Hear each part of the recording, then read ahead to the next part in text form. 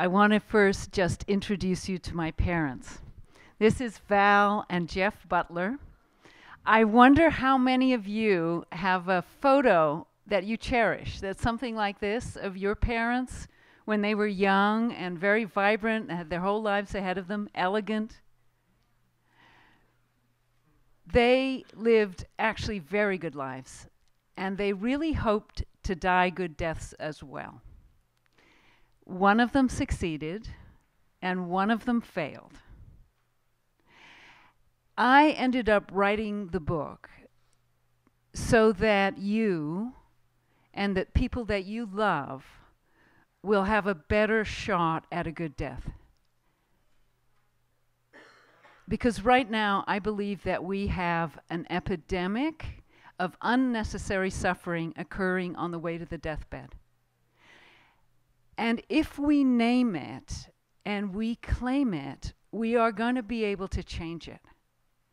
But if we just don't want to talk about it and just mutter to ourselves or mutter to our friends, it's very unlikely that this is going to change.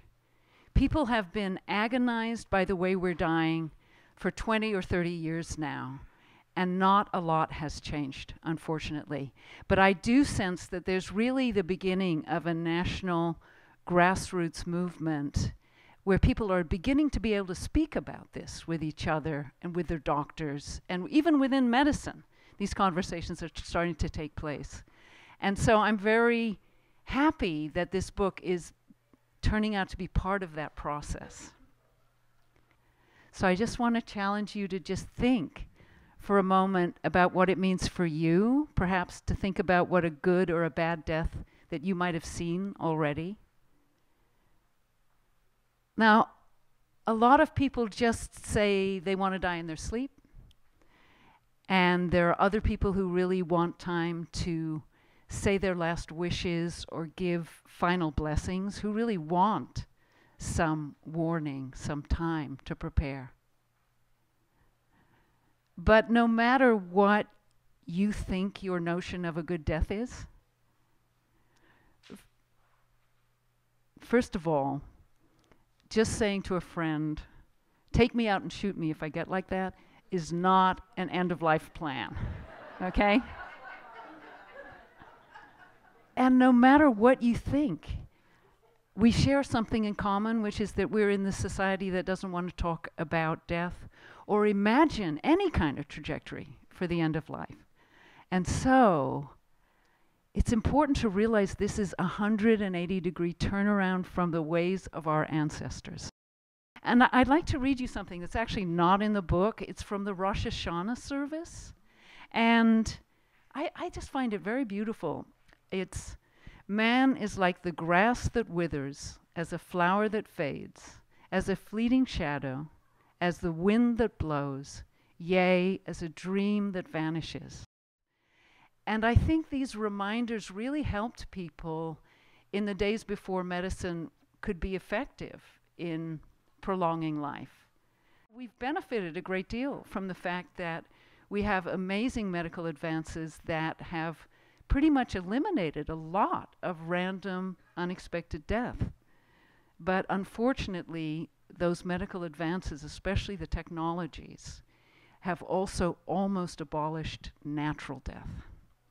But there's a whole part of the book which is investigative reporting about the politics, the lobbying, and the money that is made by over-promoting all kinds of medical devices, whether it's dialysis, which is incredibly profitable, to pacemakers, to defibrillators, to intensive care units. The people who make all that equipment make a lot of money and have very powerful lobbies. This is a slide from the best-selling book of 1451. Literally, translated into all the languages in Europe. The book was called Ars Moriendi, The Art of Dying. This particular one is the temptation to give in to the sin of impatience, all right? He's on his deathbed. He's kicking his doctor. See? The nurse is like rolling her eyes. He's kicked over the bedside table, and there's a demon under the bed, which is rejoicing, because if he dies in a bad state of mind, he's going to be dragged off to hell. The dying person's the star of the show. He's very active. He's dying at home. He's surrounded by friends and family. He's in charge. And his state of mind at the moment of death is the most important thing in the room. Now, this is the worst of modern death. 3/4 of us say we want to die at home, somewhat like those old Ars Moriendi prints, but 20% of us die in intensive care, 20%. And 30% cycle through intensive care in the last month of life. This happens not because of conversations that don't take place or take place badly a week before this guy ended up in intensive care. They take place because of conversations we are not having with each other and with our doctors 5 years, maybe even more, before death. We're not preparing ourselves well in advance of these final crises. And a lot of us just stay in a state of denial and think that medicine is always going to have another miracle in the bag for us. Okay, it's a terrible slide to look at, but there's something important to remember here. He's a non-person. He's no longer the star of the show. The nurse is more likely to look at the monitors than to look at him. And I am showing you this particular slide, but I could be showing you people who are gurneyed into a profit-making dialysis center, who are demented and are being shipped back and forth between a nursing home and a dialysis center. I could be talking about the 70% of people with a fatal cancer who believe that they're getting chemo that could possibly cure them, even though their doctors know that this is a non-curative chemo that is only designed to maybe give people more weeks or months, and often doesn't. I mean, often people in palliative care and hospice survive longer than people who are getting these Hail Mary treatments at the end of life.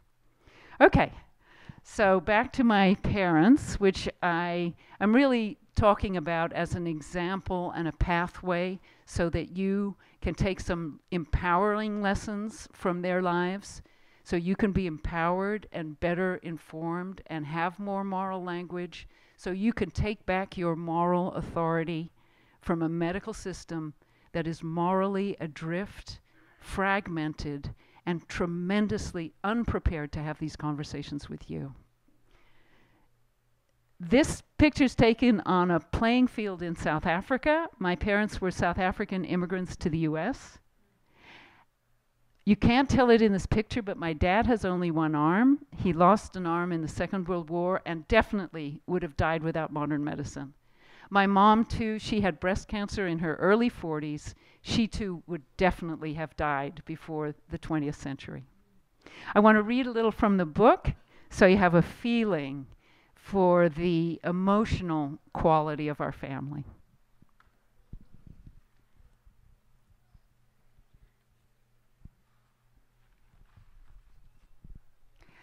I don't like describing what late old age would do to my father and indirectly to my mother, without telling you first that my parents loved each other and I loved them.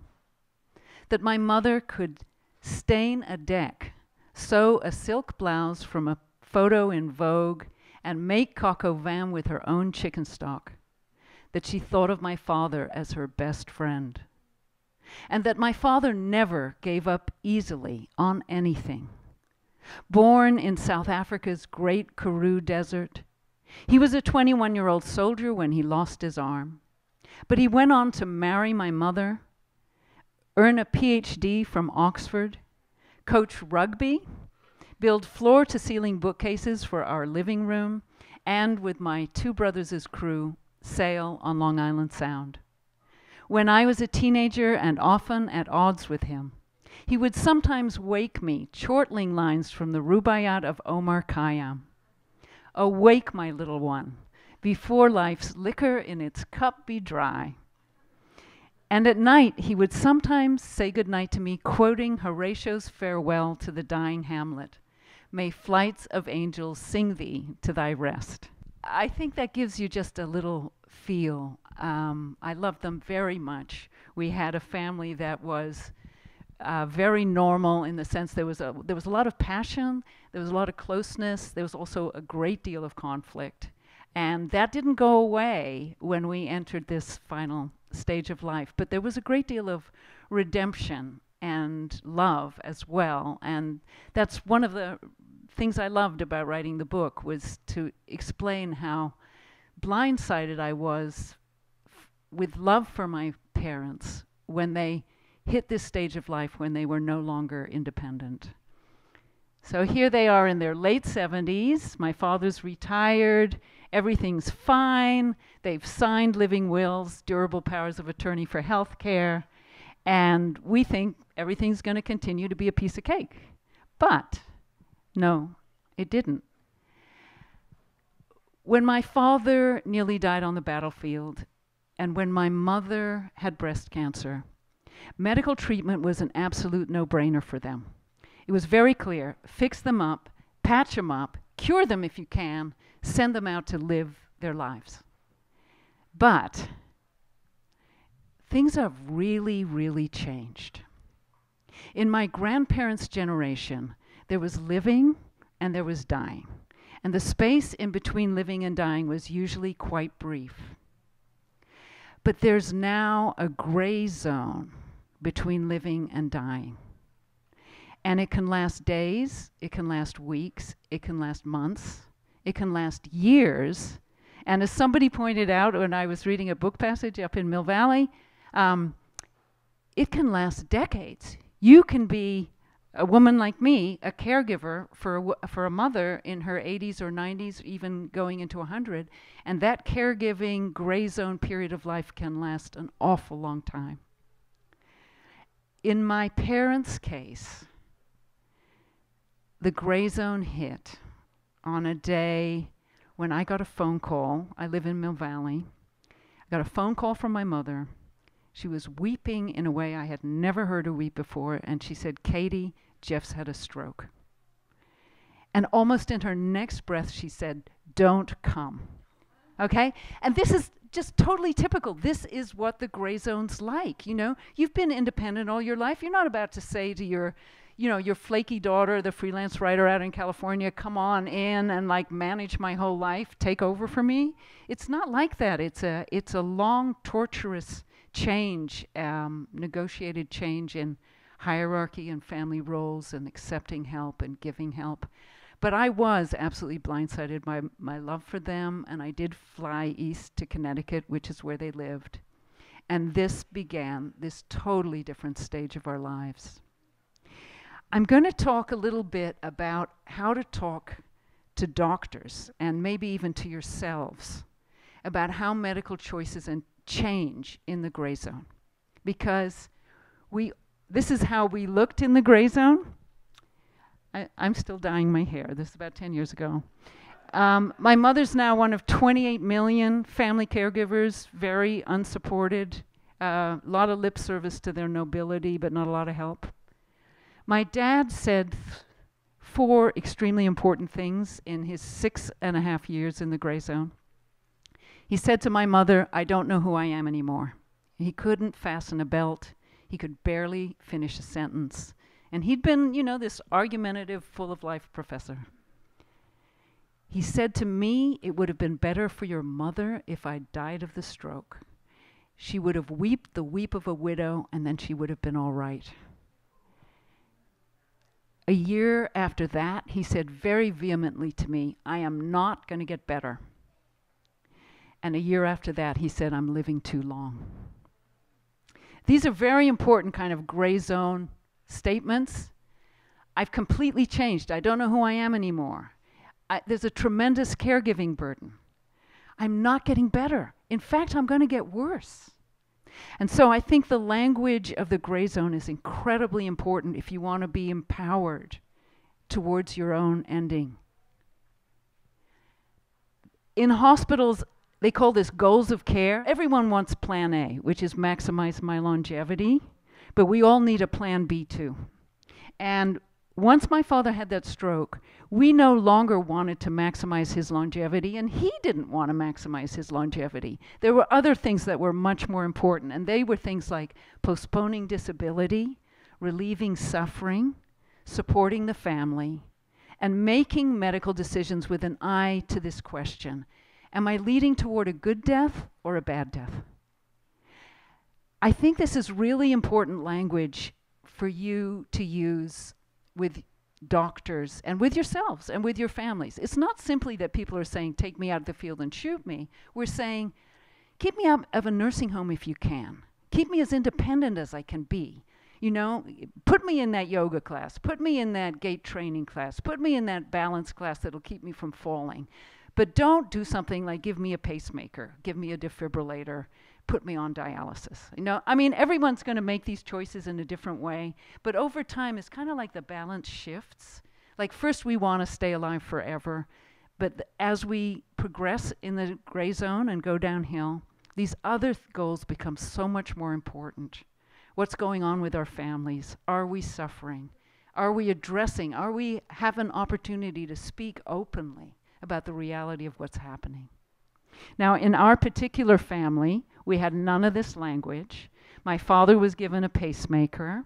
I was dubious about it, so was the family doctor, but we had no moral language to raise our objections. And so my father got this device because he needed a cardiac clearance to get a hernia surgery. So things went down very rapidly. It was not discussed, and we came to deeply regret it. My mother eventually asked me to help her get the pacemaker turned off. I felt absolutely terrible, but in my gut, I absolutely knew I had to do it. We didn't succeed. He ended up dying on a hospice unit, which was beautiful. It was an inpatient hospice unit. And he died of pneumonia, which they used to call the old man's friend. And we very consciously chose not to ask that he be given antibiotics. Now, at this point in his life, he was so demented that he could not take off his slippers in order to put his shoes on. He was going blind from macular degeneration, so he couldn't even read the paper, which was sort of his last remaining pleasure.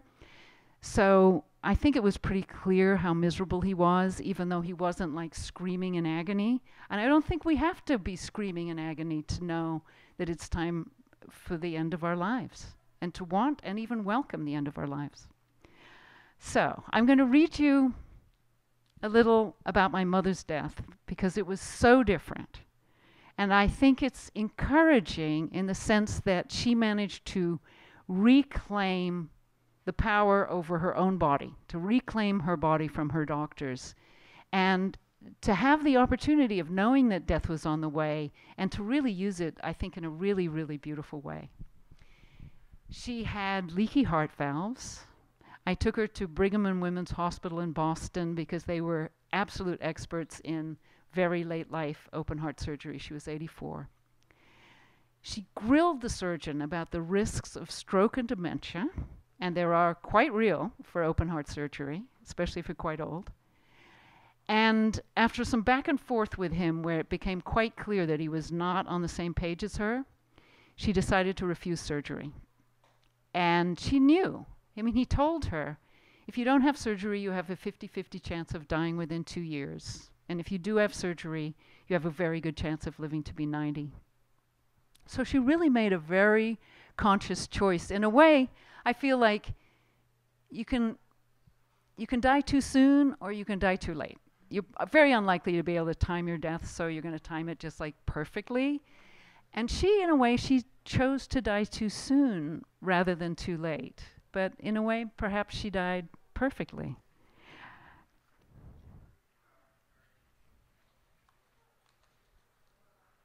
My mother spent her last spring and summer arranging house repairs and throwing out the files my father had collected for the book he never finished writing. She told someone that she didn't want to leave a mess for her kids. My mother's heart nurse called me, urging me to get my mother to reconsider. Uneasy, I called the family doctor, Dr. Fales. I know your mother well enough, and I respect her, he said. She doesn't want to risk a surgery that could leave her debilitated or bound for a nursing home. I think I would make the same decision if it was my mom. I called her and I said, "Are you sure? The surgeon said you could live to be 90.